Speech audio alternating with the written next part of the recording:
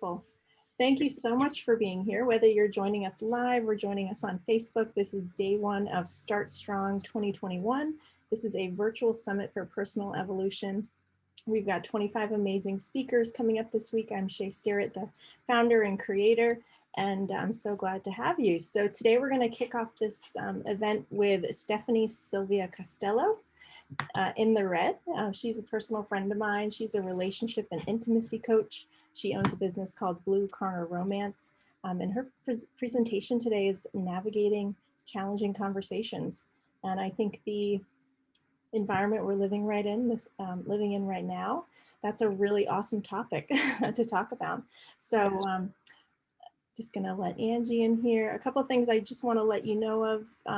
This presentation is being recorded, and it will be available on YouTube and maybe some other virtual platforms. So if for some reason you don't want your voice, your likeness, your image recorded, please go ahead and mute and turn off your video now. So Steph, do you want me to go ahead and stop my share and share that with you? Oh, sure. I thought you were going to share more. Go ahead. No, that's all I've got. Awesome. Hey, it says host disabled participant screen share. Oh, okay. Hi, Angie. Thanks for bearing with us. Yes. All right. So I'm going to make you a co-host. Perfect. And you should be able to take over. Yay. Beautiful. Whoops. Let's start way at the beginning. All right. Can everyone see what I can see? Yes, ma'am. Awesome. Looks great. Thank you.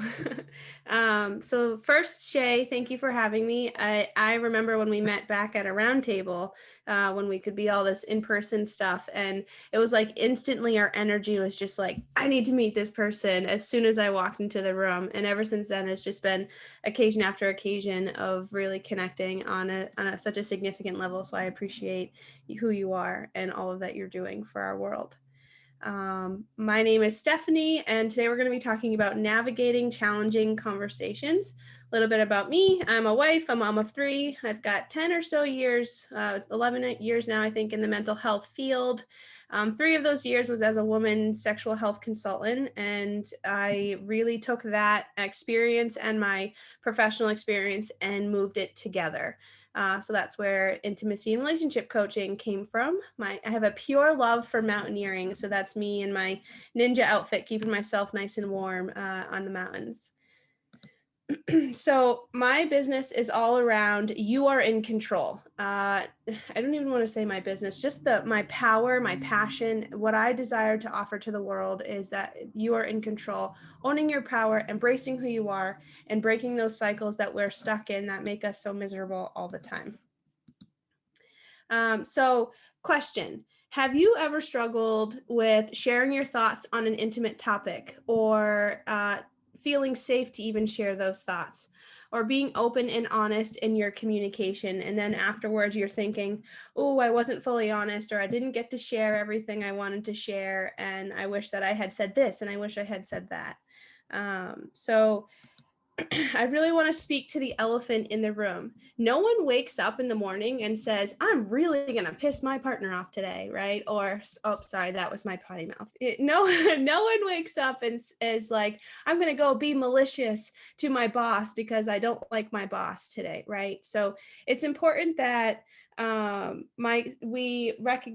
am going to focus. My goal today is to make it so that you will feel more confident in embracing who you are. There we go. And shame-free and guilt-free, right? Shame-free and guilt-free. Those are the big fear responses and emotional reactions that we have when engaging in conflict. Okay. Again, you are in control. What can you reasonably control when you're engaging in conflict with or a conflicting conversation with another person in your world? So participation is really helpful today. Is anyone interested in, seems like Allie might be, but who wants to share? I'm happy to participate at any level that you need me to. Okay. So Stephanie, would it be helpful if we were off mute? So I was thinking one participant would be really helpful. And I know that it is uncomfortable to be put on the spot. So if Shae is okay with experiencing that, I'm happy to have Shae. Yeah, I'm happy to do that. Awesome. Well, one, you're a super brave woman already, so thank you for being brave. Your fear responses, when I asked that question and some of you are like cringing and wanting to just curl up into your seat, that's your fear response kicking in, like, oh no, danger, danger, danger. And it's really important to recognize that fear response. And if you're actually in danger, like what is in control when you're having those reactions and you're moving through the learning zone and getting uncomfortable to have that changing, that experience that will result in change. So are your fears in control, or are you in control? So thank you, Shae, for being in control and being brave. Okay, so what is one thing that you fear to ask? It could be in a romantic relationship. It could be of a friend. It could be of a sibling. Like, what is one thing that you're fearful of asking? Yeah, it's interesting because it's totally contradictory to putting this whole summit together. It's but okay, it happens. Pay attention to me. Asking people to pay attention to me and make me their priority is really hard for me to ask that. And that definitely equates to how I gather business, my relationship with my partner, my parents. I think that the only two people I'm most comfortable doing that with are my sons, because I think they're the two people I have the best relationship with in the world, with intention, obviously. But yeah. Absolutely. And I would even say like the pay attention to me isn't necessarily like I need attention. It's more so I want to ask you for this, and it's not meaning a selfish way or anything like that. And the fear is it'll be perceived in a selfish manner. Yes, very much so. Yeah. Exactly. So when you're stuck in that, oh no, I want to ask for this, but I'm scared because of what the fears are.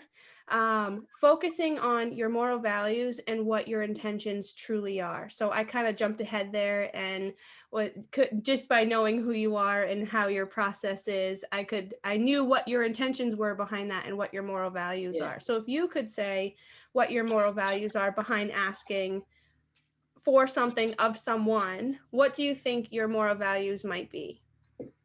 Moral value, I don't know if it's necessarily a moral value, but it's, just this deep desire for authentic connection. Especially with, I don't know, sometimes with the whole give and take, like I'm going to give you something, so I expect something back. Whereas no, it's just authentic connection, to deepen my human experience. And sometimes, I don't know, I feel like that's hard for people to grasp because we're in such like a give take society. Absolutely. So I would say more like your intention is authentic connection with asking for or saying.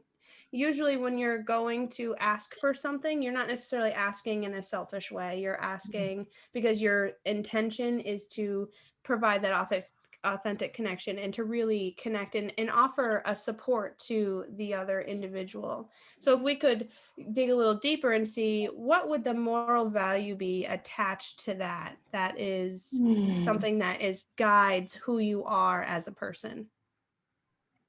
Honesty is definitely one of them. Yeah.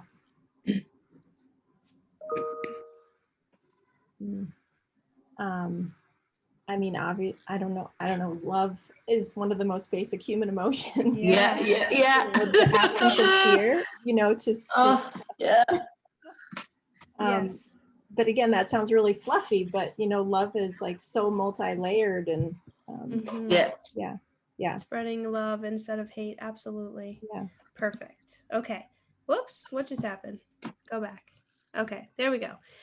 So the reason why I have us pause and look at moral values, and Shae, the more you dig into like what your moral values are, the more it'll be easy for you to have conflicting or potentially conflicting conversations with others in your world, because you know what your intentions are and where you're coming from, where you're moving from.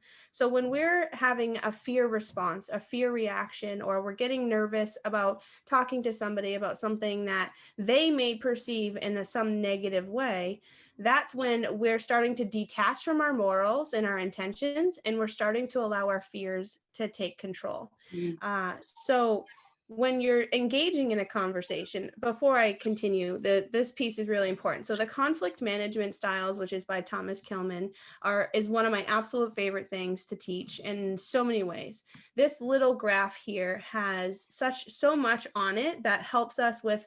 It's not like we're going to sit there in our conflicting conversation and be like, so this graph means I got to go in this direction, right? Yeah, I know some of us might be like, I need my graph. And so the piece to this is when we're engaging in a conflict, engaging means working through, right? So competing or avoiding, that's another version of engaging or not engaging. Just those versions don't necessarily serve us or the person well.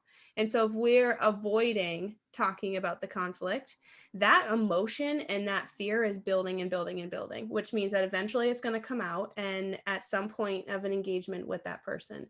When we're competing, right, we're going head to head, we're not getting anywhere because both of us are in our emotional reaction, in our emotional brain, and not able to actually process the conversation appropriately.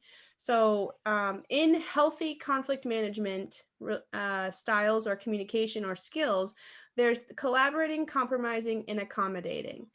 Now, every time we're engaging in a conflict, there's no one way that I could say, hey, do this, this, and this, because how I might choose to do it is going to be different than how everyone else. Everyone is different in their choices. And it depends. How much energy do you have to reasonably give that person that day or not to give that person that day? Is it the appropriate time to talk about it, right? Is there something else going on where you can't give the proper attention to the conversation? Being cooperative is appropriate. There's times where we kind of have to be cooperative, where we can't always have what we want. Our ideal perfect picture that we have in our head may not be the same as the partner or the person we're engaging with. So we have to give ourselves the opportunity to be a little cooperative to see, what does your painting look like in your head, and how can we bring our paintings together to make a bigger masterpiece? And so then there's this level of assertiveness, right? So when we're trying to be cooperative and we're giving this individual an opportunity to engage with us and collaborate and compromise and accommodate, that's where the conflict is really just the feeling of stress in our body that is arising. If there's able to come to a common ground, perfect. Continue to be cooperative, continue to be collaborating and compromising and accommodating. If it gets to a point where the person is not able to do that, and I'm usually a 3 strikes you're out person, our brain works in threes. So I'll give you one opportunity, I'll give you another opportunity, and the third one, I'll give you a third opportunity. However, it's going to then come with a consequence or a boundary, because I'm feeding too much and I'm not necessarily getting enough. So I need to make sure that there's this healthy give and take, like you were talking about earlier, Shae. It's not that I have to receive, it's not that I have to give, it's that in order for this cycle to continue, we both have to be able to work healthily through that conversation or experience. And so assertiveness, once you get to the third strike, that's when you start to pull out the assertiveness, and not in an avoiding way, not in a competing way, just choosing to be assertive in your stance and making sure that and this is where sticking to your intentions and your morals comes into play, right? So if you're being assertive, automatic, that person is not going to like it, because you're taking ownership of your control and your power, and they feel like it's being taken away from them, which it's not, because they're choosing their path and you are now choosing yours. Just because they choose their emotional stance does not mean you have to follow them on their emotional stance. So sticking to being assertive and your morals and your values will then create a safe space for you to be able to engage appropriately without losing your mind. I had to be choosy with my words there, without losing your mind and without losing a friendship or a relationship, right? At that point, it's just time to take a break, take space. They go on the mental shelf. They're there until they're ready to come off, until they're ready to show you that they can be in control of their stuff. And then you can have a reasonable conversation from there. I'm just reading my notes here. Your emotional behavior and communication skills will be tested in conflict management. And with these basic steps, every time you go to engage, if you follow this basic mental process, you'll be able to feel better going into conflict and not avoid it or compete with it, which are two skills that tend to be taught to us at very younger ages. So just a little bit about my program. And Shae, before I get here, Shae, thank you for participating and being vulnerable. I know that being vulnerable is sometimes scary.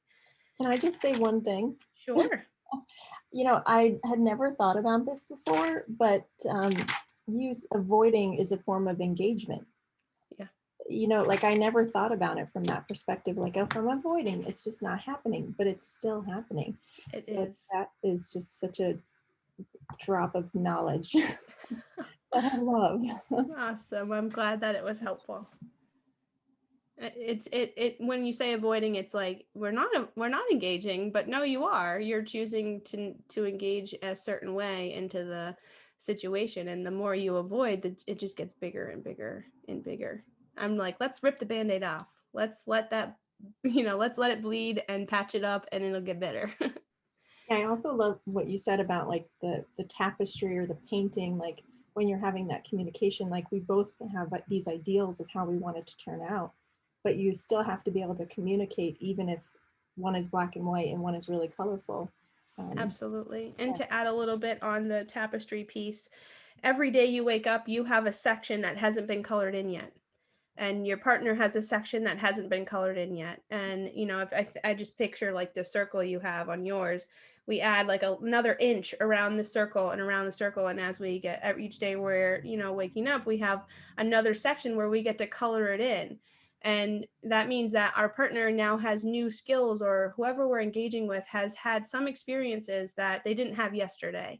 And so when we come together, how you might perceive a situation is going to be very different than how I might perceive a situation. So the more we can collaborate and compromise and accommodate together, the more we can paint it in a little bit. So oftentimes I'll say, listen, my sketch is, in pencil right now. I need your help coloring it in. Can you help me figure out what the painting looks like in your head so that I can make sure we're both on the same page?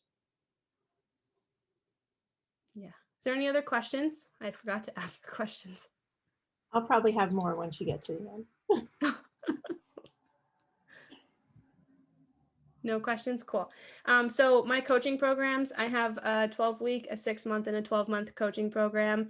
I love focusing on self-exploration. That's my flagship program, where we really dig deep into behavior, emotional, and communication patterns so that we can really hunker down and be confident in making sure that our lives are going in the direction that we desire and that we're not following other paths because of what somebody else might be choosing. And especially if it's not the one that we want to choose. And then depending on the client needs, if they're wanting to continue to work with me, we then focus on relationship exploration and sexual health. How to connect with me. If anyone is interested, I do have a free discovery call. It's a great way to set some goals and accomplish and figure out what it is that you really want and have a plan, which is very much what this summit is all about. Very exciting. I have a free Clarifying You workshop, which is a 3-day course that 20 minutes a day. And it's a way to start yourself off right with making yourself as a priority so that when it comes time to engaging in conflict, you already are confident in who you are and knowing that your desires are just as much of a priority as that other individual's. I also have a podcast called the Intimacy Truths Podcast, where we do lots of interviews. And then if you'd like to introduce me to someone, email is definitely the best way. And that's all she wrote. Thank you for coming to our conflicting conversation. Yeah, I mean, we have so much time left. We have about 40 minutes. So I think okay. If everybody's open to it, I think this is a great time for questions to dive in a little bit deeper. So absolutely. Feel free. I love to get nerdy. Yeah. Let's take the recording off. It's just like there's a cake and now the it's frosting and the candles on there. Stephanie, you just turned red. It might be the shirt. It's the shirt. Oh, sure. But I think it's so cool. It was funny. I was in a networking group with Isis, who might be on this call or on Facebook, and she said something about how it's so hard to talk about sex. Like sex and money are the two things that you don't want to talk about. And this aspect of communication is so important to being able to talk about those more intimate things. So would you like me to elaborate? Yeah, like that, there's this communication that happens with self, and there's the communication that happens with all the people in our lives. And intimacy isn't just with partners. We have intimacy with parents and with friends, and there's all those different layers. And absolutely, intimacy is not just what happens behind closed doors. And when I started my journey, I really wanted to focus there. And then over time, talking to people, I realized they're so uncomfortable because of their experience with their relationship. So there's got to be stuff there we got to work on. So I started focusing on relationships. And then it's like, well, okay, this one person has some stuff that this other person doesn't know how to handle in their partnership. So we got to focus on the self. And that's kind of how we got all the way down to self-exploration. And like you said, there's communication with ourselves. So we can have conflicting conversations in our own brains all the time. And that's based on the beliefs and how we see ourselves and in our fears taking control of what we're seeing, which is why focusing on our morals and our intentions are vital. Because when we're going into a conversation with ourselves, what is my intention for today? Or what is my intention for this conversation? And knowing what's fueling that, so that when the fears start to come up, we can kind of kibosh them before they even try to take charge. And then once we bring it from inside outwardly, we're moving from a place of love, like you were saying, and we're moving from a place of abundance and growth mindset rather than lack mindset. When we move from a place of fear, we're moving from a place of lack rather than a place of growth. And so sexual health conversations are even scarier, especially with media and the way different movie forms are conveying how things are supposed to go behind closed doors between partners, and it just creates a whole another layer and level of conflict, because the conversation isn't an open conversation for us to have. So it's not like we can explore in a healthy, safe way. Oftentimes people are exploring based on what they're seeing in a movie or whatever it is, and that is it's a significant detachment in our society, because intimacy is all about bonding. So we can bond with our intellectual intimacy, experiential intimacy, spiritual intimacy, emotional intimacy, and then sexual health, and then physical non-sexual touch is also a form of it. Hugs, right? A rub of the shoulder.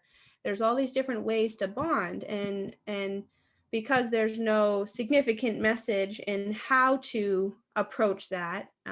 We all talk about dating, but then dating even sometimes is super rushed, and we got to get to that end point, right? If we're not experiencing this one thing, then it's not worth it.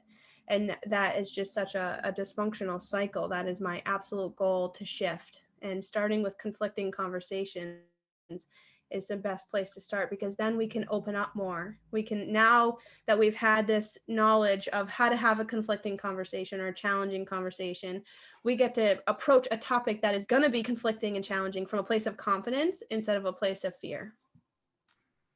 The other thing that's coming up for me, not to monopolize the conversation, but the word that's coming up is like expectation. So we're going to have this conversation. We both have different outcomes, but can you speak to like if you don't get to the outcome that you envisioned, I don't know if there's tools for, I don't know how to describe that. Like, you know, I'm thinking of conversations with my son, like I want certain things to go a certain way with my son, and I think that's going to be better for him. And, you know, you're a mom, and I know my boys are older than yours, but same.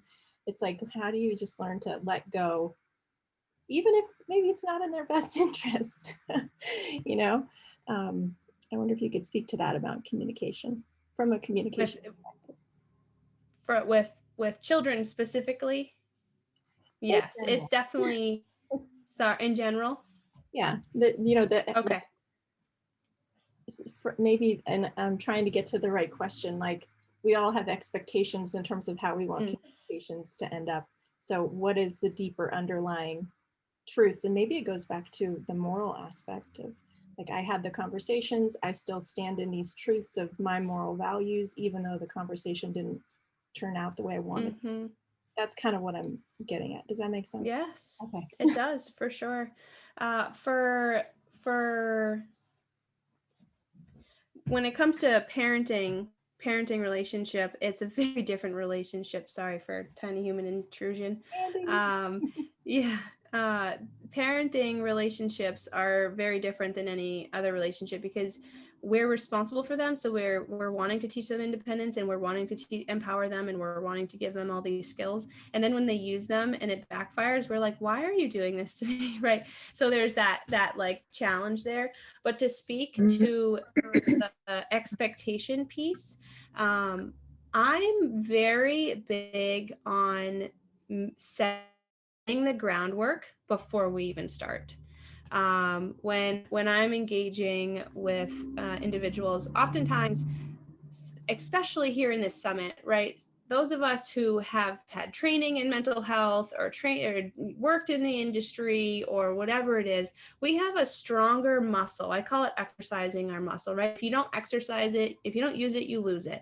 And so when we're not exercising our emotional muscle and we're not taking care of ourselves, then we're going to start to slowly diminish our ability to handle when something isn't necessarily going our way.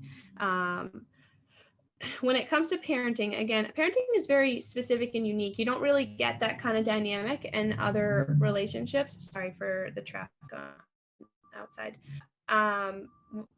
It's important to remember that, especially with adult children. So when your children become adults, it's a whole different ball game. I am so sorry. As children, they grow up, and I'm just gonna make Andy be taken. So when children are growing up, we are this kind of umbrella of protection for them. We are the buffer between what we're teaching them as values and morals, right, and intentions. And when we're sticking to how do we guide our children in the right direction, we're able to do that when they're children. As adults, it's natural for children to just spread their wings and say, I'm going to do what I want to do. And so when we're communicating with them, if we communicate in a way that is inviting rather than it's got to be my way, and I know, Shae, this is not your style of communication at all, so it's more so speaking in general. It's how can we compromise here, and in creating that environment, like, listen, I really care about you. Again, back to our intentions. I really care about you. It's really important to me that we're in alignment with, whatever the struggle might be with you and your kiddo. Can we please talk about this? Can we have an inviting conversation? And if they're not willing to, unfortunately, at that point, they're able to make that decision. So coming to the peace on it with yourself is really the important part. Being able to come to peace in a way that your fears aren't in control, right? I was a good mom. And what you do believe about yourself, what are your intentions behind who you are as a mom? And can you feel strong in that and confident in that rather than allowing the fears to sort of take charge? Was that helpful? Yeah, definitely. Yes. Awesome. I'm glad to hear. And I wonder, because I know you've just worked with so many clients, you know, since you've had your business open, I wonder if it's possible to maybe give us some examples of some clients you've worked with and, you know, to flex Sure. that communication muscle.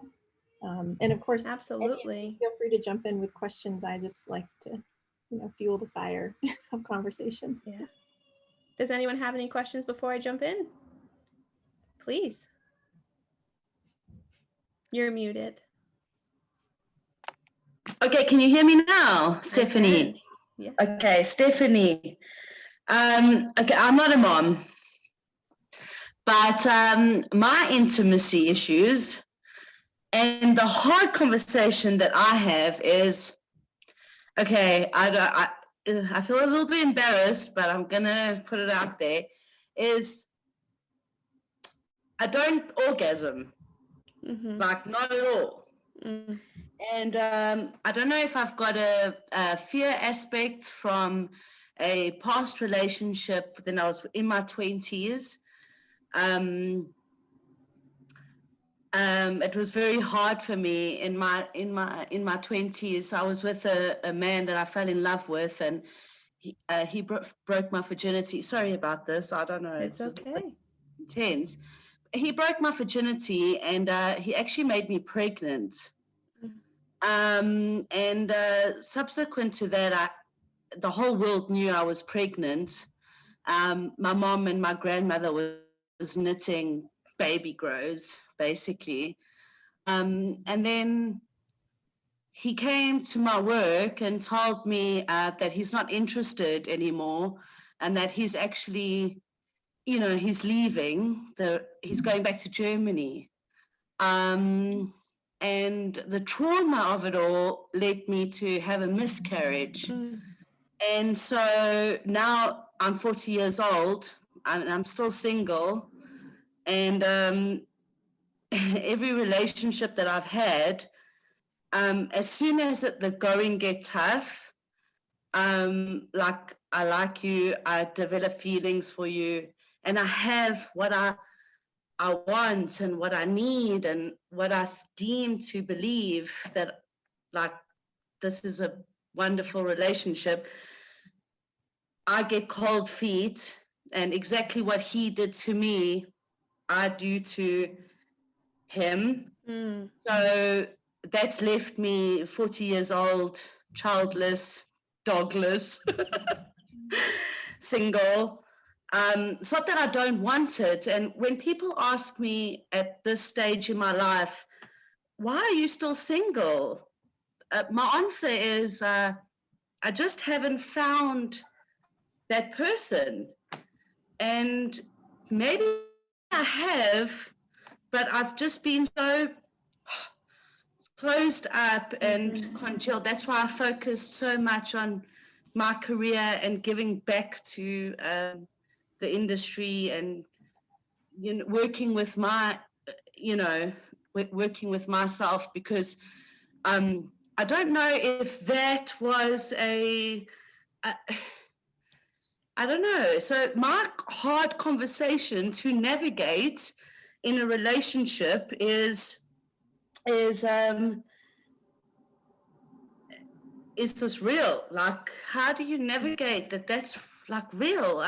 Because when I feel it from my heart and I feel it in my head, and that's what I've manifested, I'm breaking up with the person, or a commitment is even made.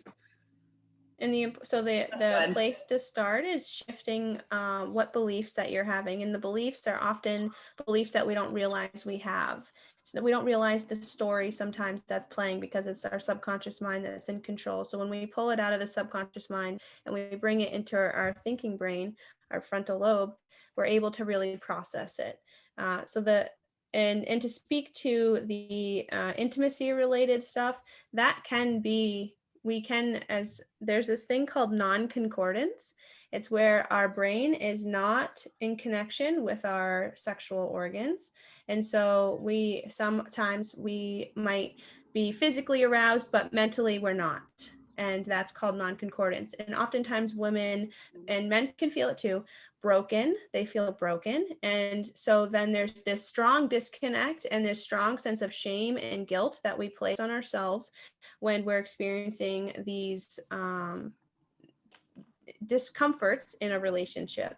And so there's a lot of work that can be done, and focusing way back on that main precursor to try to unravel that and take back control. There's a lot that's still in control back there. And the more you take back that control, embrace who you are, own your power, and break those cycles, the more the story and the painting that you desire will start to come alive. Now I'm that happy. unpacking takes working with someone like Stephanie. Yeah. You can't unpack by yourself. No. You really need someone to guide you through it. Exactly. Yes. Yeah, we're Thank like you, our Gail. own worst critics sometime, or Mhm. yeah, it's, Absolutely. Thank you, Stephanie. Thank You're you. very welcome. I'm happy to do a free discovery call, and if I'll get in things- touch. Awesome. That's good. Thank you. That's- And to speak a little. Oh, how much more time do we have? we have about 20 minutes. Okay, so to speak to clients that I've worked with, something that came up was I'm working with a single individual right now who's dating. And the conflicting conversation is one of the hardest conversations for this individual to have. And it's so exciting to see every time they come back to me each week, they take one step further and one step closer to like sticking to their honesty and sticking to their values. And as we were unraveling, at first it was, if only I'm good enough to date. When I'm good enough to date, then I'll start dating. Didn't feel like the person they were then was good enough. Then they start dating. This person is the perfect person. It's going to be amazing. It was the first date they had. And and so they're really excited, right? And then, but why isn't they reaching out? And I'm not good enough. And the story, the belief starts to come back, the head trash, I call it.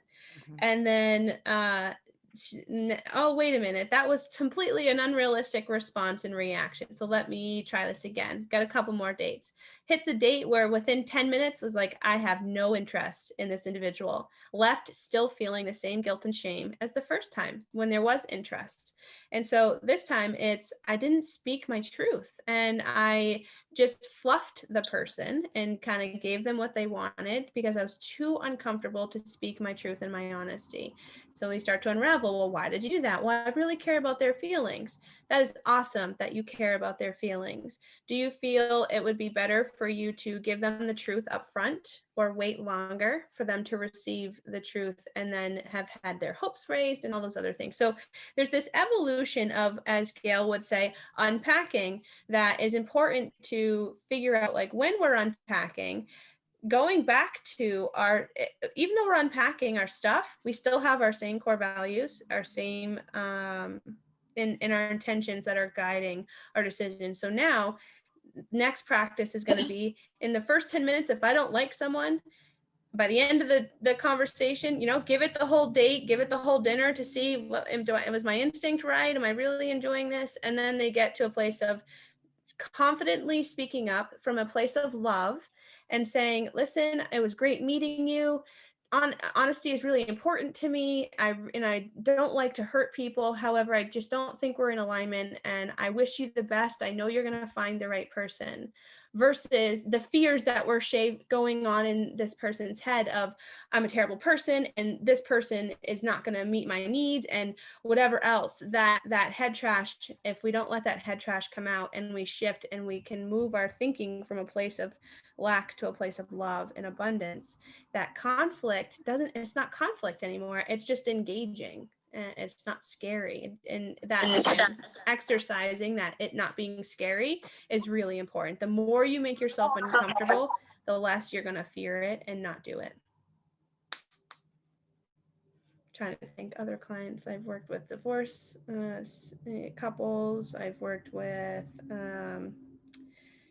moms who really need to take control of themselves and their life and gaining back that power, embracing who they are and not just carrying the mom hat. That is definitely one of my favorite works to do. military and police individuals, those are really, I love working with emergency services individuals because they don't understand how their brain is working and the things they have to do the job that they do. So I love to empower them to figure out how to not feel that same amount of stress that they experience at their job at home as well. Yeah, I've noticed that too, Steph, with the trauma-informed yoga and meditation and yoga therapy. It's like if they're a first responder, when they're home with their partner and their kids, they're like still a first responder. You know, Yeah. so being able to pivot between those two roles. Yeah. We definitely can take control of our brain chemistry. There is a way to, again, it's an exercising of the muscle, just like any other muscle in our body.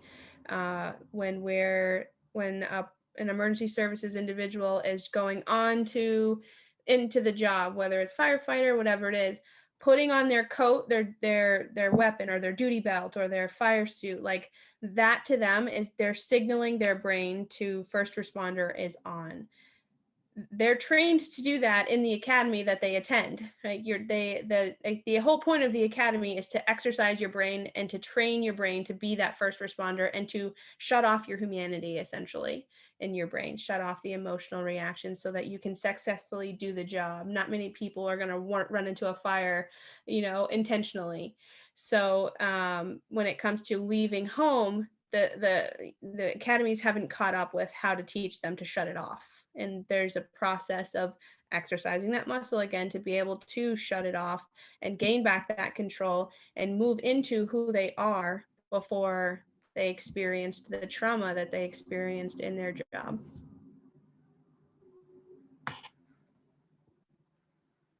I love Ellie, this. I'm so excited. I do just want to acknowledge you for sharing your story with us. Yes. Being vulnerable. It's, just so powerful. Thank you so much. And I think it could be a good segue, if there's other members here, who maybe want to talk about examples of challenging conversations. As we still have about 15 minutes. And Stephanie is just such a wealth of knowledge. Thank you. Yeah. Or I'm happy. Maybe communication successes. I think both ends of the spectrum can be helpful. Mm-hmm. Would anyone else like to share a conflict that they've experienced or they're encountering currently where they need a little bit of help exercising that muscle of confidence? I wouldn't say that so much, Stephanie, as much as my experience on the physical side, the sexual side, has always not been an issue because I look at it as play. Mm-hmm. Right? It is, and it's not a one-time act. I play all day. I will tease the hell out of you, right? Right? And don't expect it's just a tease, right? So that both of us are anticipating the reality when we finally do get to the climax, if you will. But I think Americans, and it could be like you said, because of the movies we've been exposed to, take it so goddamn seriously. And it is fun. It is supposed to be a playground. And if you look at it as teasing and joy and fun, it puts a whole different spin on relationships, a whole different spin. It absolutely does. I'm someone who not very playful, but playful. So my playful version is very emotional, right? So your playful version, it's emotional, but it's a fun kind of playful version, right? So it depends on the version of playful that each partner might have and communicating that very clearly, because it's possible just because you are playful in different ways doesn't mean you can't figure out how to be playful with each other. And exactly. That's kind of where like love languages comes into play, right? Knowing how your partner communicates, whether it's words of affirmation, physical touch, a gift, right? We all have the love languages, just some are stronger than others. Like I could care less about gifts. Give me your quality time, please. Right. If your gift is from a place of quality time, like you spent quality time looking for it and it came from your heart and it's like a validating kind of gift, 110%, that'll serve me all day long. I'll be so thankful for it. Right. So it depends. That's again, getting back to really understanding your morals and your values and who you are so that you can clearly communicate that. And when you know what you're going for, then you're able to receive, and you're able to say, hey, what do you want? And when you ask that question, people every time they're like, I don't know. And like they have to think about it. It's so uncomfortable when someone says, well, what do you want? It's like, I'm allowed to want now all of a sudden, right? Like I don't have to apologize for who I am or anything like that. So it's an interesting experience to watch that over and over and over again, and then to see them leave the call with the power of taking back control. It's my favorite thing. Right, and it's the same for men as it is for women. Absolutely. You know, I've had male clients who, I just want my wife to snuggle up next to me on the couch. That's all I want her to do. Mm-hmm. Right? Yeah. So, you know, we think that men are so macho. They're not. No, they're not. No. Yeah, my partner says that to me. Yeah, like, well, why do I always have to be the one to hug you? Why can't you just hug me? You know? Mm-hmm. Mm-hmm. Yeah. Right. Yeah. It's the thought too. It's when it's not your natural love language, you actually have to think about it. Right. So for a perfect example, one thing that my husband thoroughly enjoys is when he has done everything. Our versions of cleaning are very different. So I've learned to just let go of the cleaning. And when it's done, and it's great the way it's done, right? Took me a long time to get there. I used to nitpick at everything and like, this is not sanitary and there's still trash everywhere. And I don't know how you think this is clean, but I'm just going to let it, right? And to learn to let it go. And so he's been working really, really hard. So if I left for hiking or whatever I was going to do, and I come back and the dishes are done, I'm very specific in saying, thank you for doing the dishes. Because I would rather scrub the bathroom with a toothbrush than do the dishes, right? And he knows how much I hate them. It's so much so that if I'm doing the dishes, it's either there's a huge problem and you need to leave me alone, or I'm trying to be really, really nice and I'm fighting through these dishes to be really nice. And so he knows that about me. So he loves to do the dishes. Well, for him, he's doing it because he loves me and he doesn't want me to be so miserable. And for him, when I recognize that intention, it's not that I said, thank you for doing the dishes. My words for him were meaning, thank you for taking care of me and making me not have to do something that I am miserable doing. And now that we have figured out that communication cycle, if I don't comment on the dishes, it's like, you didn't notice, and he gets all mad. It's like, well, when's the last time you said thank you to me for all the things I've had to do as a mom or whatever it is? And so that used to be a battle back and forth. Like, you're not saying thank you to me and I'm not saying thank you to you. And we used to butt heads compete about it. And once we figured it out, it's like now we're able to be intentional. And it takes thought. Like if you're walking through the house and you're millions things in your head and you got the summit, you're planning the summit and you got all this stuff going on, and your partner made an intentional choice without vocalizing it, you can put your brain on pause to then be intentional with your words, knowing what it takes time, because at first we don't always know their intention, especially when they haven't vocalized it. So asking like, what was your intention behind that, will really open a whole can of worms of bonding that was never an option before. Yeah, and that's a whole huge category, unexpressed expectations, right? And we all have them and then get pissed off, right? Yeah. What do you mean you can't read my head? You know me well enough. You should know. And I call those covert contracts. Right. So it's a covert contract. It's something that's in our brain that we haven't communicated at all, that we're desiring. It's a picture in our head. Like the movie's playing in my head, why isn't it playing in your head? And that is a cycle of communication that takes time. Like I've been with my husband 10 years now. We're celebrating 10 years in May. So that we've learned how each other's movies play and typically what's playing. So figuring out in the beginning, that's where conflict can happen. Like, your movie's not in alignment with my movie. And okay, well, we haven't even understood what each other's movies are. So how can we get past our covert contracts and really into the stage of love where nothing is going to impact either of you in such a way that is detrimental to your health. You know, one of the things that I started doing was actually vocalizing my covert contracts. And when I started doing that, Kenny was like, what? That's what you're thinking right now? But I don't know, I had listened to a podcast or something, and it was like, when you have those thoughts, just vocalize them. And it's actually been really, really effective. You know, so he is, I mean, even though we've been together, gosh, almost 20 years, I feel like I was that mom, you know, I was in mom mode for like the first 18 years we were together. Yeah. And it's only over the last 5 years or so that I've actually become Shae, you know, so I feel like we were these two like helicopters hovering next to each other. Yeah, so that's been a silly but really effective tool that I've used to vocalize what's actually going on in my head. And he'll be like, that doesn't make any sense at all. Right. Not because he's trying to like belittle what I'm thinking, but it just doesn't make sense. Right. So that's just a tool that I've used. Or it does make sense and he just doesn't understand it yet. Yeah. Could go both ways.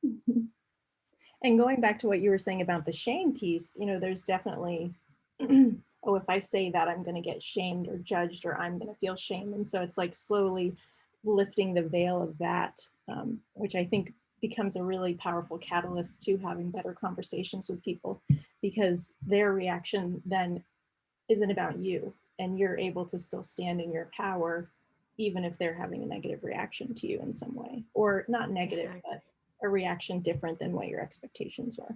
One sentence that people say often is, you made me feel. Well, no one can make you feel any type of way, right? If you're perceiving their behavior a certain way, figuring out, are they really being malicious, or am I perceiving this to be a negative thing and it's not intended that way, right? And stopping to give yourself the opportunity to think, why am I feeling this way? What happened? And if there was something that was done, then vocalizing that. That's a big thing for me when I'm engaging, especially in friendships. So for example, I love to hike. I'm a mountaineer. I'm in the woods. You can't go 6-8 miles into the woods with you have to be with the right person, because you're stuck with them. So you can have a miserable 20-mile hike, or you can have a really fantastic 20-mile hike. So one of my big things is vocalizing what my covert contracts might be if I hadn't met them before, or whatever it is. So recently I met a new hiking friend. I have asthma. This hiking friend is very fast going up. So the entire way up. So one day after second time hiking, it's like, I listen to people talk all day long. I'm really happy to hear you talk. However, on the way down, it's my turn. So it's setting that boundary in the forefront so that I'm able to make sure that my needs are being met without dismissing theirs. Thankfully, he took it in a very polite way. He's like, I love your honesty, so it was really awesome that he was open and respectful to my honesty. Had that he not been, I still would have said it, and I still would have maintained that, because if he's feeling slighted in any type of way by my needs or by my desires, I wasn't unreasonable in my request. I wasn't demanding anything. I wasn't being disrespectful. I was just asking for a common ground. Like, this is my hike too, and I deserve to experience it how I'd like to experience it. So I wouldn't cut him out of my life if he didn't want to respect that. I would just be selective on how often I would be spending. He would be put, again, on the mental shelf, kind of like, okay, thank you, but no thank you. You're choosing not to respect my boundaries. I'll respect yours all day long. You tell me what your boundaries are, no problem. And so that's a mutual give and take. That is a mutual filling of each other's energy. The more we spend time with those who drain us and have no desire to fill us up, the more we're not going to be in alignment with who we are. And then conflict, then we turn into things that we don't want to be. Yeah, I think that brings up a really good point, which goes to ways to mitigate challenging conversations. Yes. Who are the people that you want in your sphere of influence, in your network, that are going to raise your vibrations, and being, selective in that respect. And it's not a, oh, you don't have that skill, so I can't talk to you. It's not that at all. It's I love you and I'm willing to meet you where you're at. And if you're unable to meet where I'm at, that's okay. I'm not expecting anything you. I just need to have space. Mm-hmm. And that's not a disrespectful thing. In fact, you're doing a service to them and to yourself, because otherwise the conflict is just, that's where the competing is happening. And you're not avoiding at that point, you vocalized it. You're just asking for space. So it's very empowering to be able to set those boundaries. Awesome. This was such a wonderful conversation. Yeah. Does anybody else have any questions or anything else they want to talk about in our last 6 minutes or so? One more question. Ellie's back. One more question. I'm sorry, Stephanie. No apologies needed. Actually, real quickly. Okay, how do you tell somebody, like to the point, like, I actually don't want to spend time with you I don't want to spend time with you. How do you tell somebody, like, you're not enjoying their company, but you don't want to hurt their feelings either? You want to see them, you want to be friends with them, but you just don't want to see them as often as you have been seeing them in that capacity. I don't know. Yes. So before I go there, I'm sorry. It's thank you for being patient with me. You weren't malicious when you asked her question, so you don't need to apologize just for being who you are. So it's thank you for being patient with me. And it's once you shift those terms, you'll start to even see your shift in confidence in yourself. And then secondly, if you're desiring to move past your, 1, 2, 3, setting boundaries or setting a consequence when you're asking to communicate, if you are at a point where you're like, nope, don't want to communicate anymore, don't even want to try, know that they're not going to be able to collaborate or compromise or accommodate your desires, then just being upfront and, again, stick to your intentions and your morals and your honesty and say, listen, when we talk and when I am treated this way, it really makes me unhappy. And so it's really important that I take some space. I love you. I care about you. I just would like to take some space. You can't control how they're going to react. So getting comfortable with being uncomfortable is really where the work is done. Because then when they're uncomfortable, you're not going to feel bad because you're literally protecting yourself from being mistreated. I would say try to overcome that mistreatment first before saying something such as that, trying to have the discomfortable conversation or uncomfortable conversation, because if they may not realize how they're acting, they may not realize how they're behaving. And so if you're willing to be patient with them and work through the process with them, that's a total option. It's just at some point when they're not willing to do the work, it's important for you to sort of distance yourself. Yeah. Thank you. You're welcome. Yeah, I know one of the things I really struggle with is I tend to be very compassionate and forgiving and make excuses for people. And I'm just like, when does it stop? And I know, like, the healer and the helper in me, like, I think it would be endless. But at some point we have to say, it's similar to your 3 strike rule. Like, okay, 3 times, and having that, going back to what you said, like having that power in yourself. Like I said 3 times, it's been 3 times, and that's the way it's going to be. And yeah, those tools are so powerful stuff. Thank you. Amazing. Awesome. This was very fun. I have enjoyed very much. And thank you for the listeners and everyone else who has joined us. Yeah, and so Stephanie, be sure to post your info in the Sure. Facebook group, your website and all of your social media channels. And we've got about a 15-minute intermission. And then Michael Lee is going to be coming on at 3 o'clock. He's actually one of my teachers and mentors in the yoga therapy program and the yoga therapy practice that I have.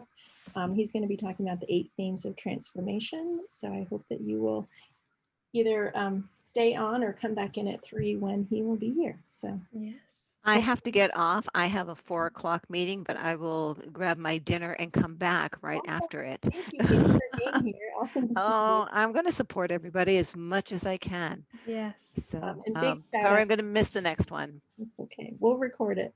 Okay, not the same. And Stephanie, huge thank you to you for kicking off the summit. Stephanie, before we go, you might want to put your contact information in the chat box for people. Sure. Yes. In good this idea. room I'll do on that. Facebook. Yeah.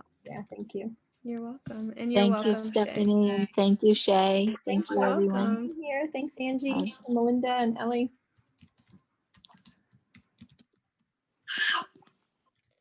I do have to go get Melly from school. Tell her I said bye. I will. Whenever she sees your face, she's like, "Why are you talking to her? I'm supposed to talk to her." Oh, have a great rest of your day. Thank you. You too.